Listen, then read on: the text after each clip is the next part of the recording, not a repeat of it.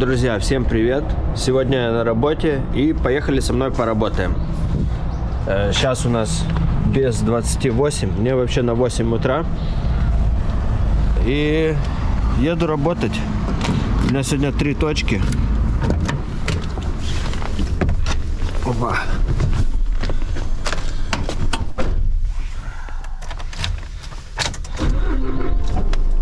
Вот с утра завожу двигатель, тахограф. Включаем тахограф. Сегодня у нас с утра 0 градусов, но днем будет плюс 8 к обеду. В общем, вот это сейчас это самые холодные дни. И сначала, как всегда, иду за кофе. Без кофе утро просто не начинается, ребят. Все. Некоторые пишут, можно ли оставлять машину вот так. Конечно, можно. Я же на грузовике за это не штрафуют у нас. По крайней мере, не так строго. Вот если бы легковую оставил, то сразу бы выписали бы. Мусор тут собрал.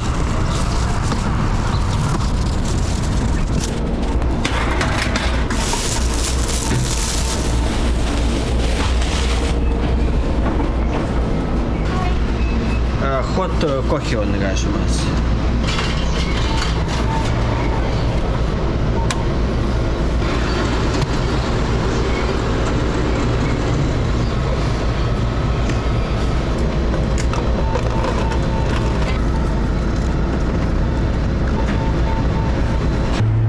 Все, взял кофеечку и поехали дальше работать. Ну и с самого начала у меня магазин 40 км отсюда. Кто-то лезет, блин.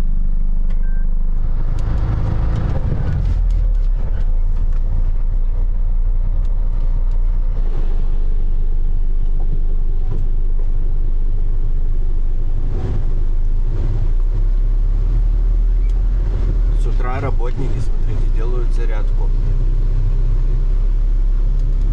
Закончили. Это какие-то строители, скорее всего. По крайней мере, судя по одежде. Вот с утра делают зарядочку. Как говорится, добровольно-принудительно.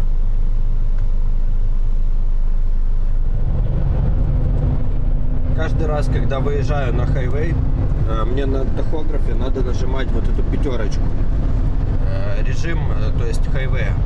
Если я не нажимаю, то когда больше 60 километров, она начинает ругаться. Здесь удержание полосы сработало. Начинает ругаться, в общем. Поэтому я вот нажимаю с утра на пятерочку, и в принципе целый день, когда я даже съезжаю с хайвея, все равно у меня этот режим пятерочка включен. В общем, просто чтобы она не ругалась, когда больше 60 км.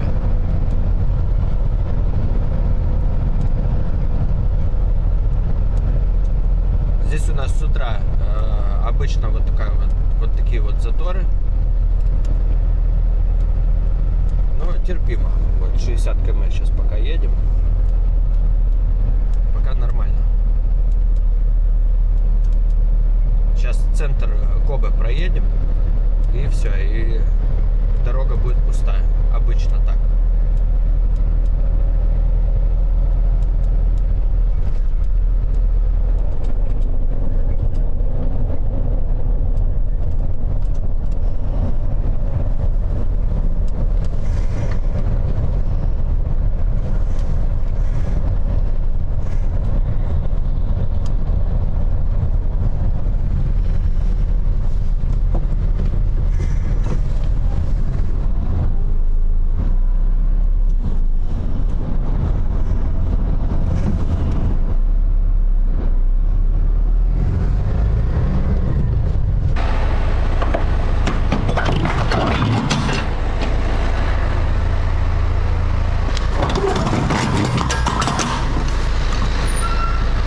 Здесь у нас 14 коробок. в этот магазин. Это вот на целый день сегодня товара.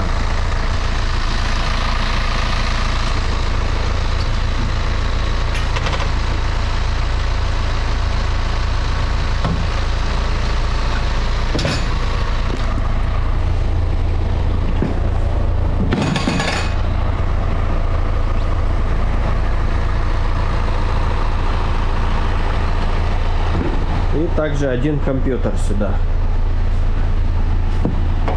Очень удобный такой пульт. В общем, поехали.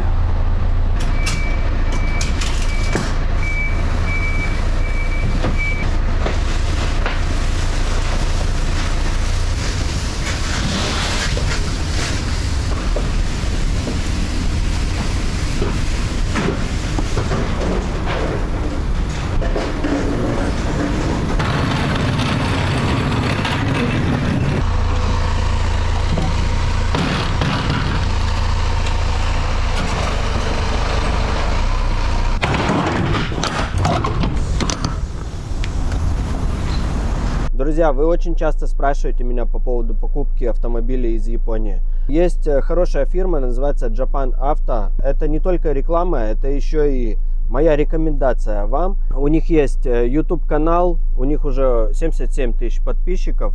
Также у них есть веб-сайт. На YouTube канале вы можете почитать комментарии их видео. Они очень часто выкладывают новые видосы. Также там есть комментарии, где вы можете почитать отзывы их клиентов, кто уже покупал машины. У них действительно очень много отзывов. Иногда даже мне на канале пишут отзывы этой фирмы Japan Auto, и люди довольны. Поэтому это, я же говорю, не только реклама, а еще и рекомендация. Это мои друзья, я с ними общаюсь. У них здесь вся информация есть. Автомобили с аукционов в Японии в наличии и под заказ.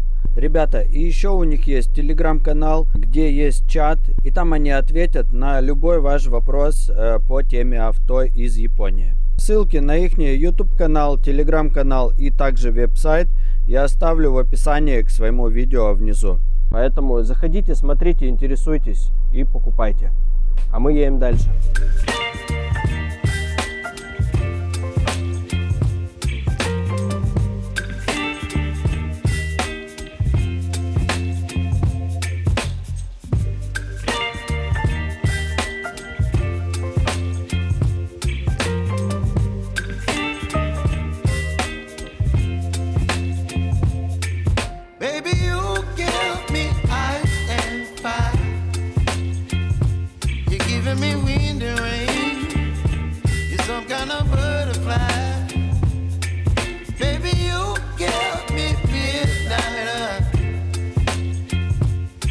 Up my appetite.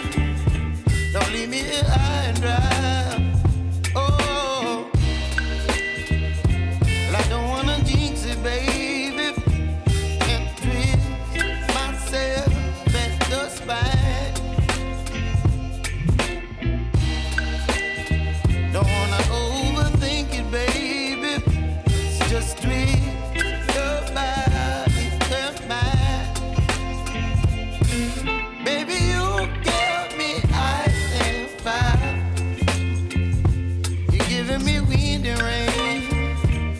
Some kind of butterfly. Baby, you give me midnight. You whip up my appetite. Don't leave me here high and dry. Oh, but I don't wanna jinx it, baby. Let's not get ahead of my time. Oh, but I don't wanna miss you, baby. So I stand up and speak just my mind. Oh,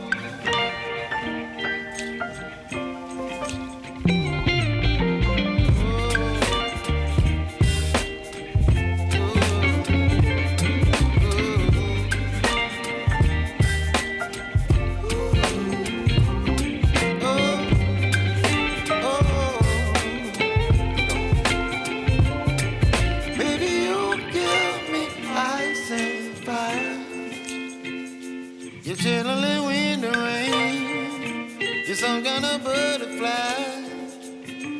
Baby, you give me midnight.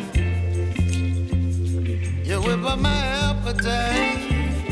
Don't leave me here high and dry. Baby, you give me ice and fire. You're channeling wind and rain. You're some kind of butterfly. Так, здесь у нас 2 единицы надо разгрузить. Смотрите, вот это вот микроавтобус стоит. Это медкомиссия, ребята. Это здесь работники этого магазина сейчас проходят медкомиссию. Медкомиссия на колесах. У нас тоже такое бывает, но редко. В основном мы проходим медкомиссию в больнице. А вот у них, видите, на машине. Подъезжает машина, там несколько докторов, сдают там кровь с вены, значит, в этом автобусе. В общем, медкомиссия. Проходит, ребята, медкомиссия. Мы разгружаемся.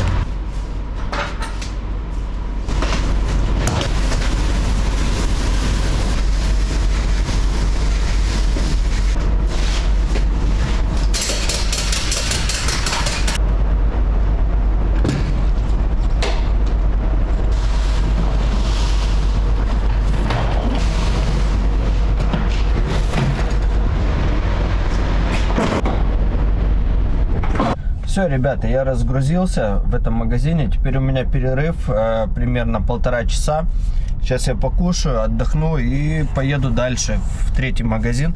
Немножко хочу рассказать. Мы переболели коронавирусом всей семьей. Что я узнал за коронавирус, за период коронавируса? То, что медицина для детей до возраста 15 лет, по-моему, 15 или 16, точно не помню.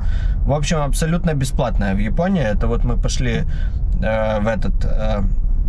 У детей поднялась температура, мы поехали в поликлинику, она рядом с домом находится, в детскую, с детьми. И то, что вот нас осмотр детей, и он еще, доктор, выписал лекарства, препараты какие-то, все это абсолютно бесплатно обошлось. В общем, я этого не знал.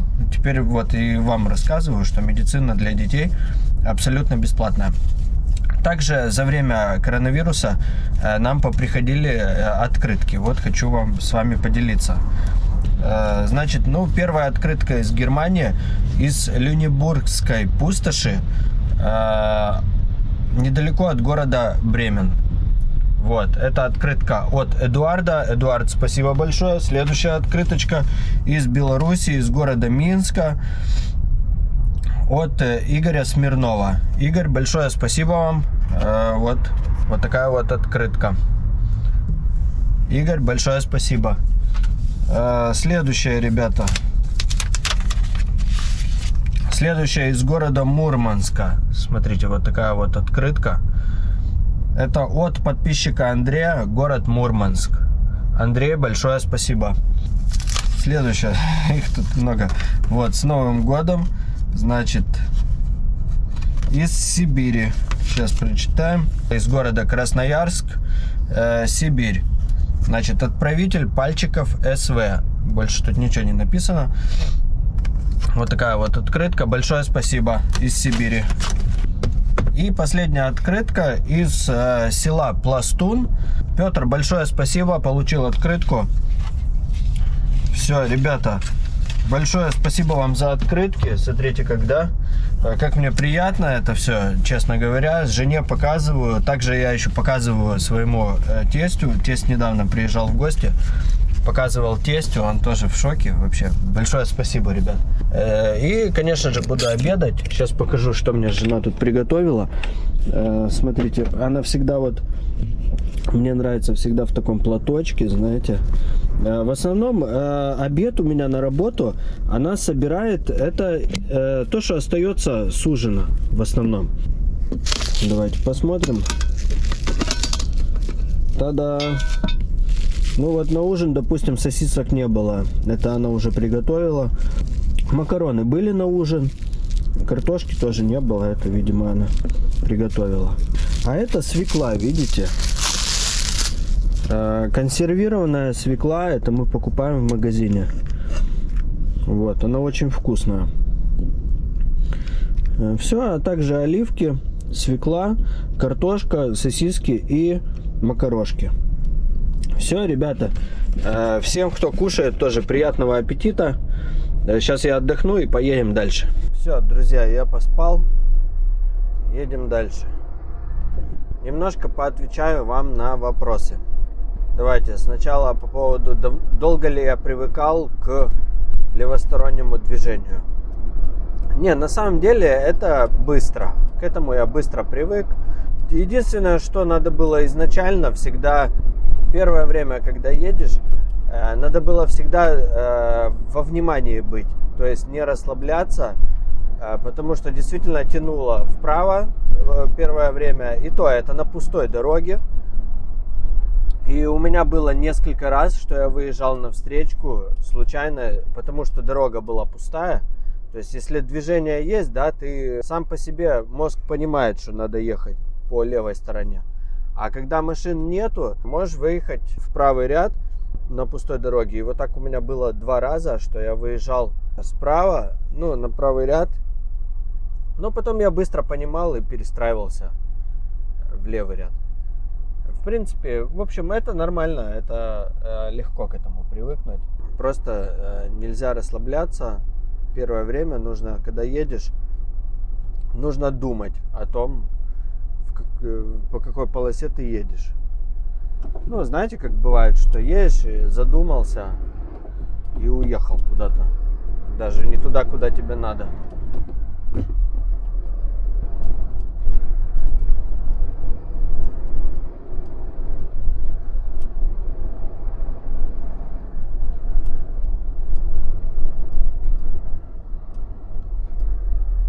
Едет, смотрите, непонятно, он будет тормозить, да, будет тормозить.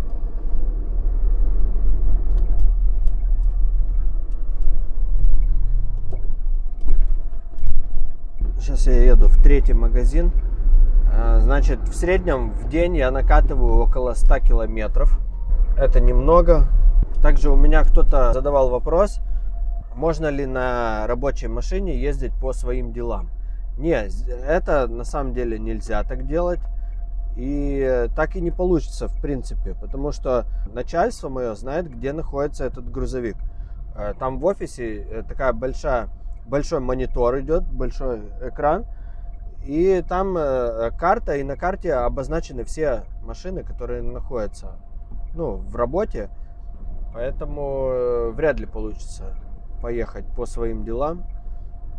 Ну а так, в принципе, никто тебя не контролирует. Если я поеду по другой какой-то дороге, по объездной там, или через город там, то есть всем все равно. Здесь главное, чтобы я делал вовремя свою работу. И все. Как бы такого контроля нету, куда именно ты поехал. Да и японцам в голову не придет, что если кто-то вообще поехал по своим делам на рабочей машине. Кстати, кто-то еще писал, что вот у нас, когда перестраиваешься, да, в Японии, кто-то заметил, что можно благодарить аварийкой. Да, действительно, в Японии это есть. Поблагодарить аварийкой, либо когда полицейские стоят с радаром, тебе встречные едут и моргают, предупреждая, что полиция стоит. Тоже есть такое, присутствует.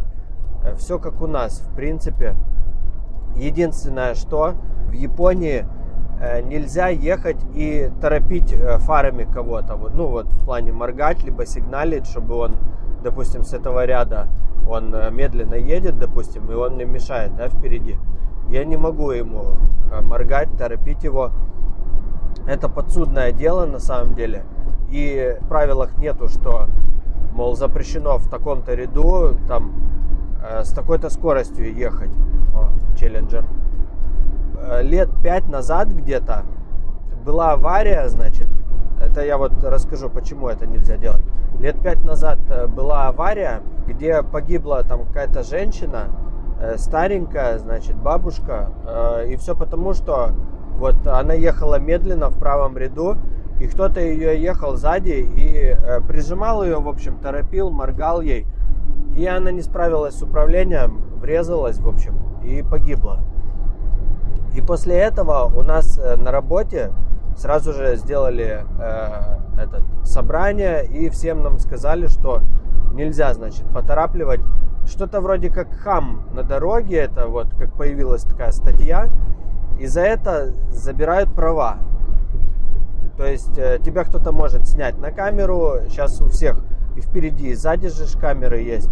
И ты, если вот едешь вот так вот, моргаешь кому-то, либо сигналишь, поторапливаешь, за это забирают права.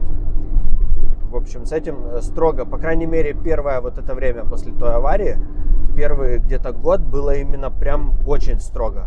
Потом они ослабили немножко гайки, но все равно уже на дорогах нету уже такого, чтобы тебя кто-то поторапливал фарами.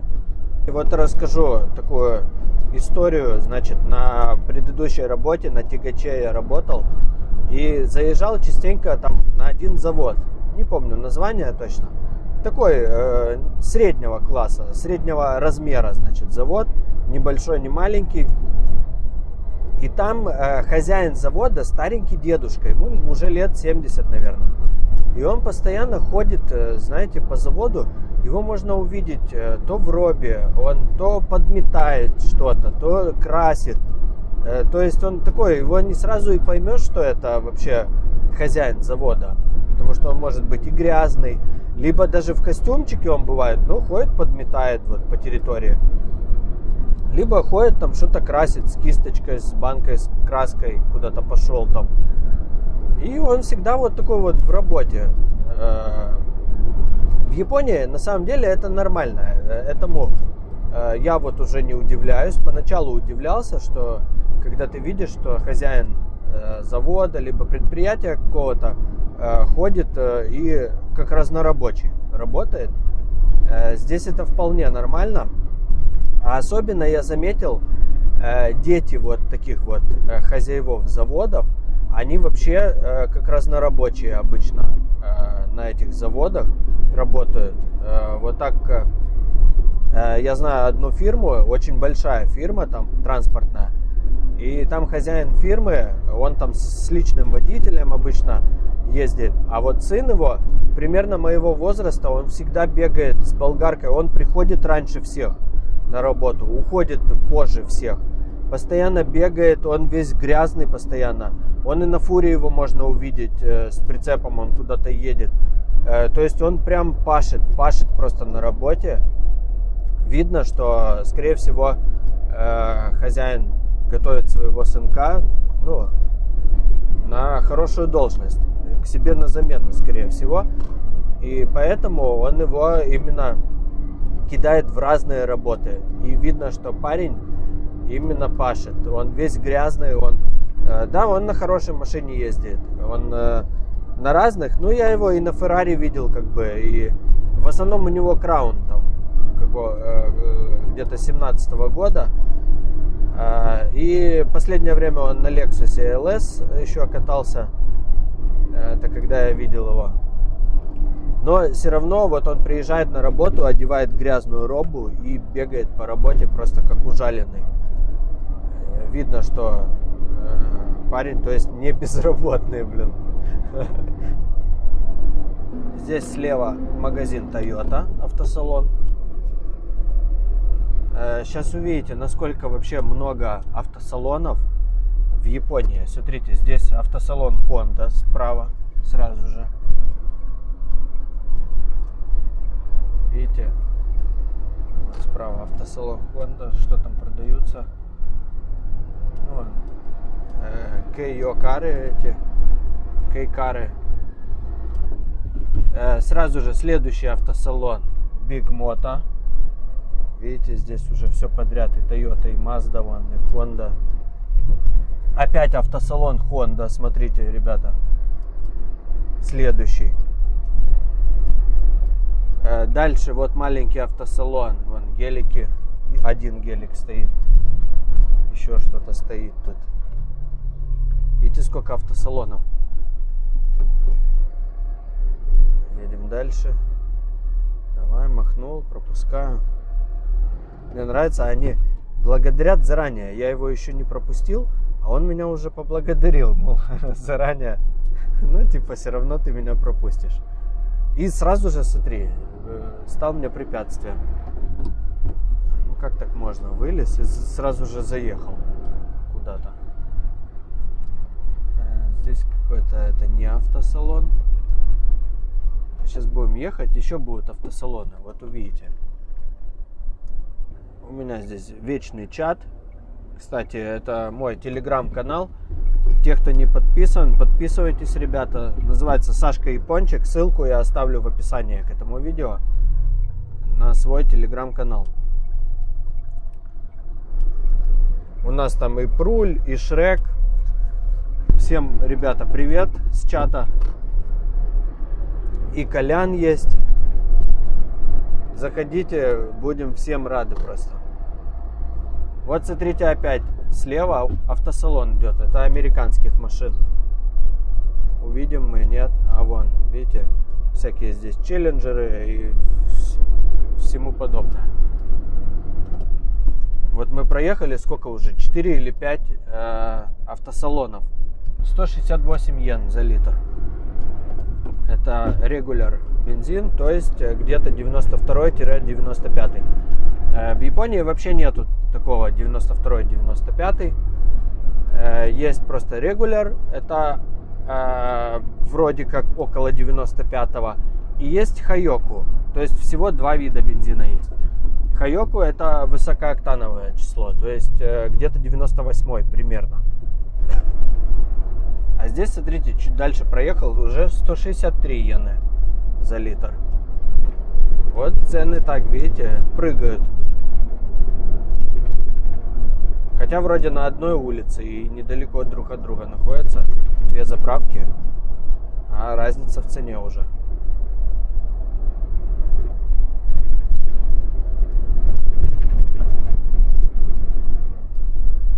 Видите, сейчас посмотрим, что у них тут на продаже. Сегодня выходной, видите, все закрыто. На продаже вон хорьки новые, я заметил. И еще какие-то машины стоят, не увидел. Здесь дорога такая, видите, оставляет желать лучшего.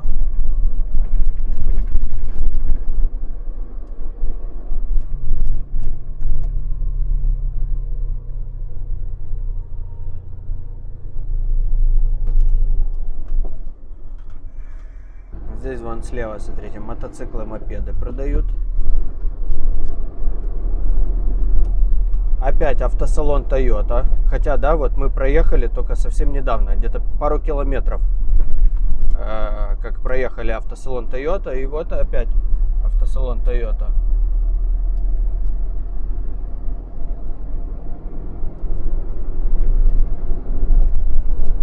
Да, автосалонов действительно в городе очень много.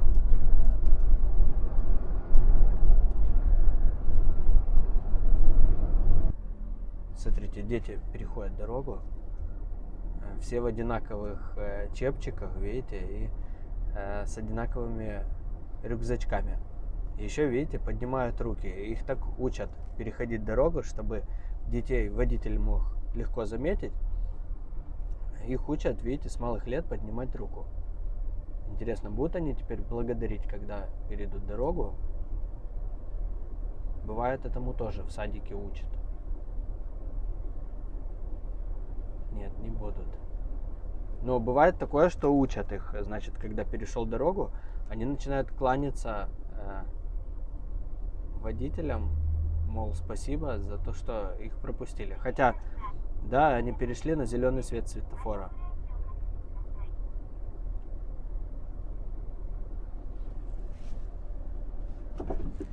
Мы едем дальше. Здесь пожарная часть находится. Слева сразу же автосалон Subaru. Вот оно. Справа сразу же автосалон Nissan. Видите?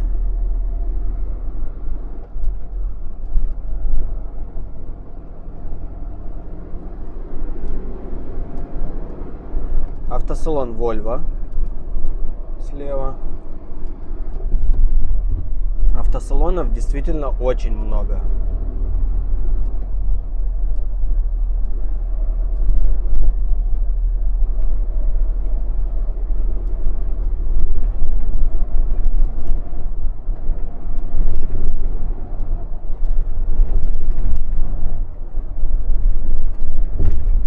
Слева опять автосалон Honda.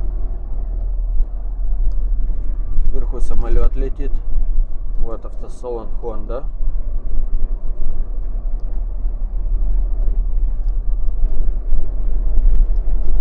Ну вот, в общем, как видите, автосалонов действительно очень и очень много. Здесь, смотрите, Мини Купер продается, видите? Тоже какой-то дилер. Вон, Автоспорт Шова называется. Ценников нету. Ну вот, в общем, я заехал. Я после этого грузовика. Нужно подождать, пока он разгрузится, потом я буду разгружаться. Сейчас 2:30. Буду сидеть ждать.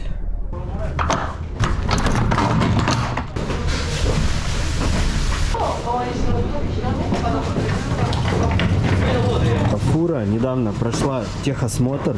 У нас был техосмотр. Каждый год, раз в год на грузовике проходит техосмотр. И мне просто дали другой грузовик, пока моя проходила техосмотр. Значит, смотрите, они покрасили полностью раму покрасили. Поменяли резину, это все на техосмотре.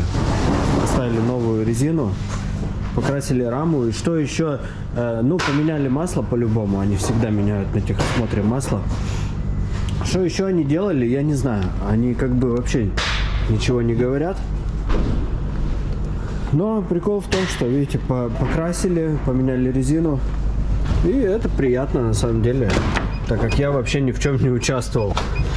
Все, едем теперь на загрузку, загружаться. Это уже последняя на сегодня точка.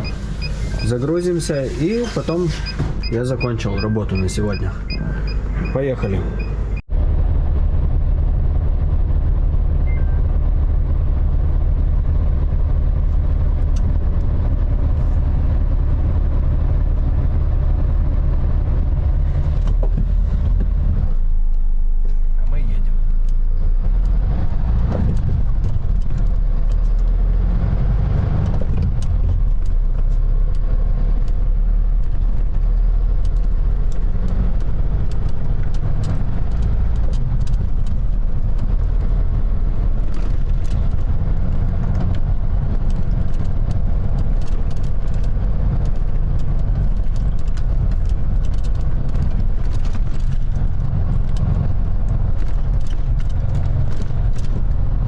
Все, заехал в Hitachi.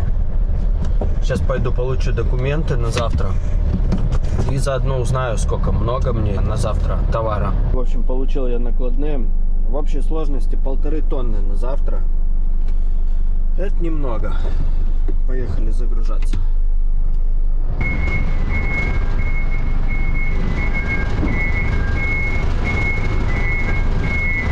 Ребята, вы очень часто спрашиваете, чем я намазываю полик. Это парафин. Мы намазываем для скольжения. После вот этой штуки очень хорошо скользят коробки.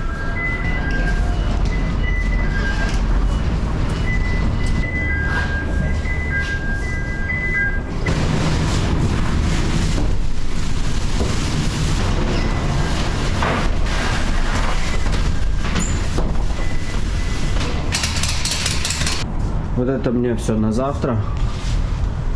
Весь вот этот товар, это на целый день. Возможно, даже утром что-нибудь добавят. Пару холодильников вполне могут. Может и не добавят, не знаю. И вот такая вот маленькая коробочка. Все, я возвращаюсь на базу. И на сегодня закончил.